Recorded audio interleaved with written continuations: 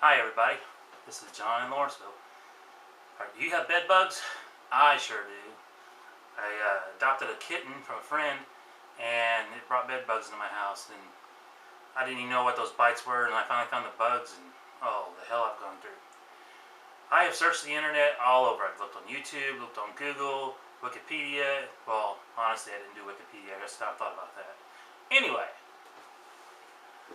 the basic understanding, according to the internet, is even if you have the professionals come in and spray everything, do what they do to get rid of bed bugs, you can still have them pop up a week later, a month later, or just a few days later. I mean, it can happen. There's no guarantee. They won't even give you a guarantee. These things hide in everywhere. Now, I typed in bed bugs or something like that on YouTube, and there's this guy. You're gonna love this. There's this guy. It says the easiest bed bug trap ever. I'm like, a trap? Well, if you can trap them, then great. And then I can kill them off. So hopefully I can trap all of them. Anyway, he showed the trap, and that's what this is. And I'll show it to you in just a second. Okay, so I checked out the rest of his videos. Clicked on his videos button and seen all his videos. He shows how to make CO2 that will attract the bed bugs.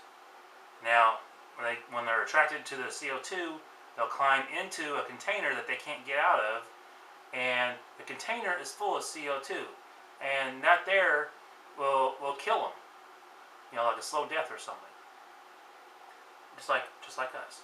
Anyway, it's really cool. I love this. He got a soda bottle.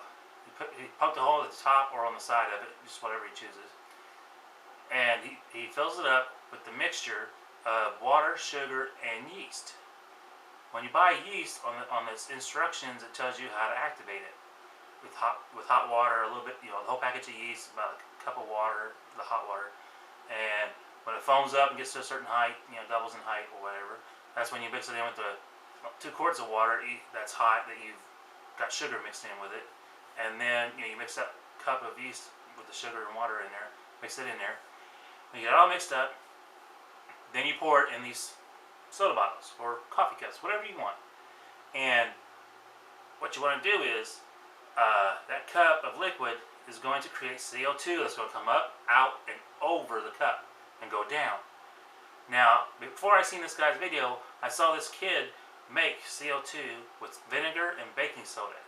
And he proved that it was making CO2, or something that was like CO2, because he had a candle or some kind of light lit with, it was a flame. I think it was a candle.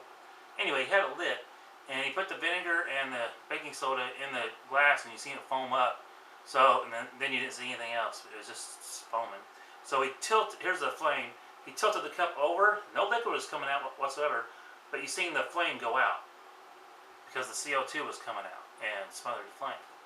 So I'm like, cool, So this guy, he says that the way it works is, this is actually one of the containers, I got the water out of. This is what I used. I just left the cap off. I didn't poke a hole in it. I just took this cap off, had the liquid in here.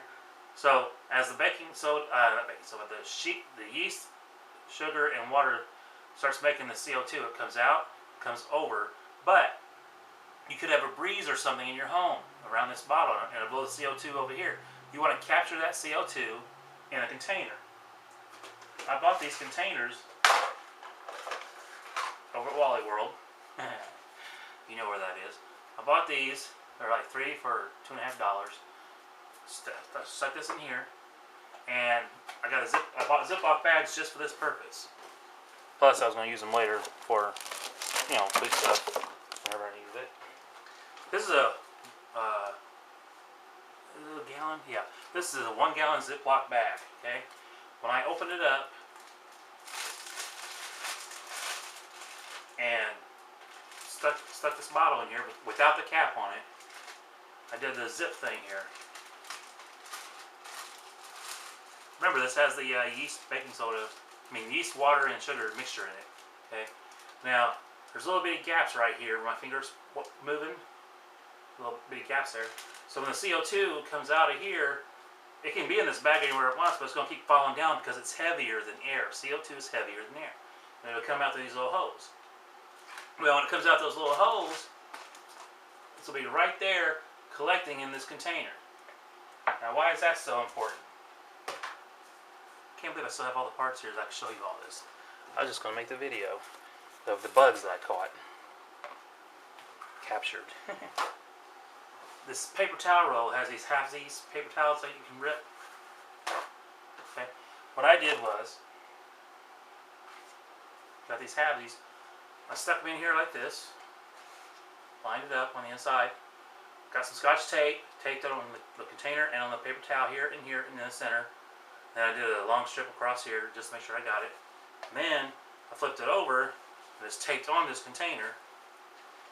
So when it's sitting on the floor, it looks something like this, but this is going to be on the carpet. This paper towel is going to be on the carpet. I'm going to have one. I have one on this side as well. Now, why is that important? This is the cool part. I love it. The bed bugs are attracted to your CO2 coming out of your body when you're sleeping between the hours of 3 a.m. and 6 a.m. according to the internet. So they're going to be attracted to the CO2 coming out of this bottle because it's in this bottle, it's coming out into this container. But this container fills up with CO2, it's going to overflow, and it's going to be all around the container. The bed bugs will come over, crawl on this paper towel up to this plastic ridge, and go in. And they can't get out because it's too slick for them. And then they suffocate and die off of the CO2 poisoning. So that's basically how it looks underneath my bed. Now, why did this work? Other than that reason, the only place I sleep in this house is in my bedroom. And I don't have any pets. And I don't have any guests over. No roommates. Nothing like that. So all the bed bugs are going to be located close to my bedroom. But my sister has slept on my couch before, and a few days later she says, "Man, do you have bed bugs? I got bites all over me." I said, "Yeah." So they're in the living room too. So I'm gonna make more of these traps and put them all around my couch and chair, everywhere, just everywhere in the house. I don't care how it looks. I'm gonna kill all these things. Anyway, the reason why this works for me is because I also did what the guy said in that video. Cover your bed up. Take all your sheets and blankets, pillows off the bed. Cover it up with a drop cloth or some kind of plastic. Anyway, I got the 2 mil drop cloth. It was like $2.50 at Walmart, and they had other ones that were cheaper because they were thinner. I wanted something a little thicker to help keep me from ripping the plastic by accident. Anyway, I have a headboard, so they can crawl up the headboard, down and over your bed, and into the bed where you're at. If you don't have plastic over the headboard. So I bought 2 of the drop cloths, took the top mattress off, put the plastic over the headboard, down one side, up over the headboard, and down on my bed and onto the box spring. And then I got the mattress back on top of the box springs, and I put a sheet of plastic over the top mattress. I got sheets out. It's winter time, so it's always hot in my house. I got sheets out that I knew didn't have any bed bugs on because I have them in a special place.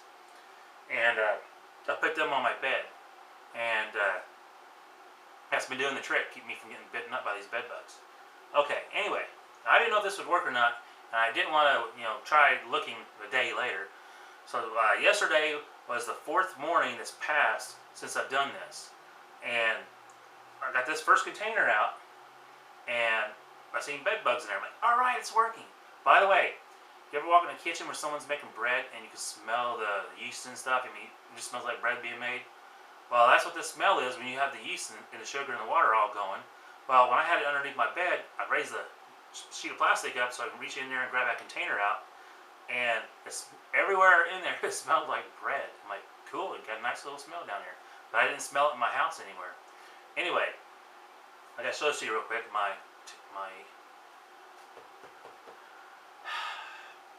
tape is about to run out. Anyway, here's the first container. It's now been 5 mornings after I've done this. Here's the first container out of 3. Check them guys out. See how a few of them are moving? A few of them are moving because they just recently got in there. You got small ones and big ones. I'm going to flush them down the toilet. Every last single one of them. Okay. Also, here's the second one that was in the middle of the bed. Underneath it. I was disappointed when I seen that, but then the third one I seen, I was very much more happy. Okay? Yeah. Look at this one. The third one's even better than the first one, I think. A whole lot of them, and they can't get out. Ha ha ha ha. Okay, my one recommendation when you do this, the bottom of these paper towels, tape them to the bottom of your container as well. You know, tape them where I told you, but also tape them at the bottom of the container. I'm going to show you in just a second here. Okay, so put the paper towel down here and tape it on both sides, so it's like this. So when you pull it out, you're not getting this paper towel getting slowly pulled off by accident. Yeah, I'm beginning to hate looking at these things. Okay, so this bed bug trick works. I'm gonna put them all out through my house, the traps, and kill these things. There are so many there. I've killed so many in my bed by myself when I wake up in the morning and feel them, and get up and turn on the light and I see some. I'm like, man, I thought killing 5 or 10 of them in one day was great success. Look at this, man. Oh, and that's big ones and little ones. The little ones you don't even know are there. You don't see them unless you got really, really good eyesight. You're really looking for them. So big ones and little ones in there. Okay. So let's see. So you want to kill bed bugs. You want to get rid of them. You've tried everything else. Try this. You'll love it. It works. Oh shit. Oh. Here's the. Other than normal sugar and hot water, I use this Quick Rise yeast. Rises 50% faster. I've never used yeast before for anything, so it's a Red Star. There's 3 of them. Now there's only 2. I'm gonna get more. Okay, this is John Lawrenceville. If you got any questions, please send them to me. Also, please subscribe. I'm trying to get to 500,000 viewers. And please do a thumbs up or a thumbs down on the video. And make a comment, please. Thank you.